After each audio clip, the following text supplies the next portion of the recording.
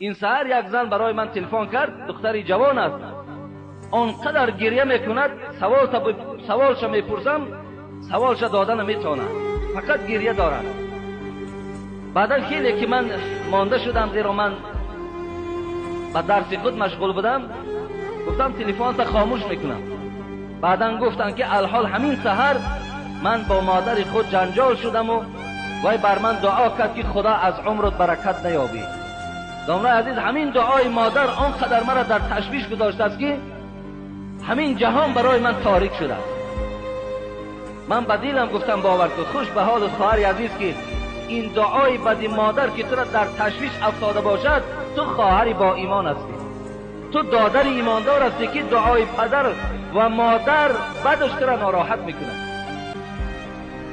برای همین دادرای عزیز، مبادا که از زبان پدر و مادرتان نبرایت که خدا در عمرتان برکت نیابد. که دادر عزیز، سه دعا در پیش پروردگار به شک قبول است.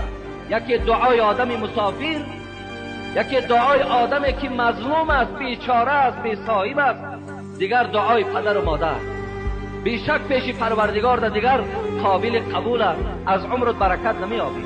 یکی مبادای تکیه به 5 وقت نماز نکنی، تکیه به نماز جمعه و تکیه به داملاگی و شیخی و دیگر نکنی که دعای مادر تو را در دنیا و در قیامت البته به البته از همه آن چیزی که خدا برای تو میدهد تو را مانع میگرداند.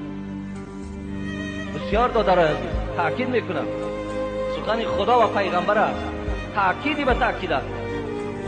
ولا تقل لهما اف ولا تنهرهما. الله از بالای 7 آسمان تاکید دارد، مبادا یکی کلمه اوف در راست پدر و مادرت نگویی.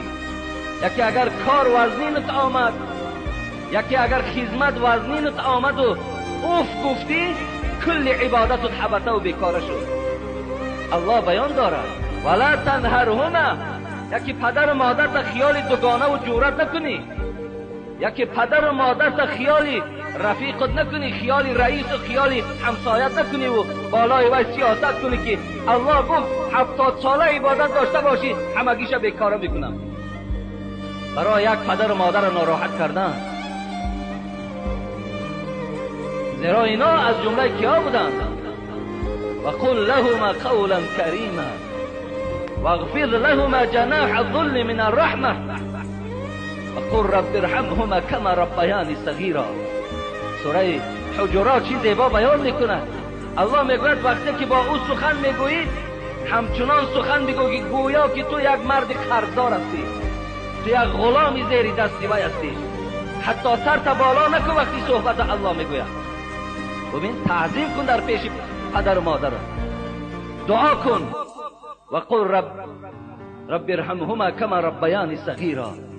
خدایا دعا میکنم که این پدر و مادر از سایبان سر من نگه دار، سلامتی اونها را خدایا روز به روز بهبود کن، چنانه که در خردی در حق من دعا میکردن.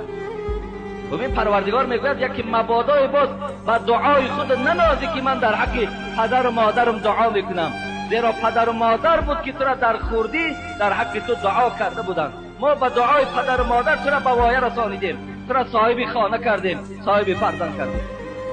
این از حق فرزند.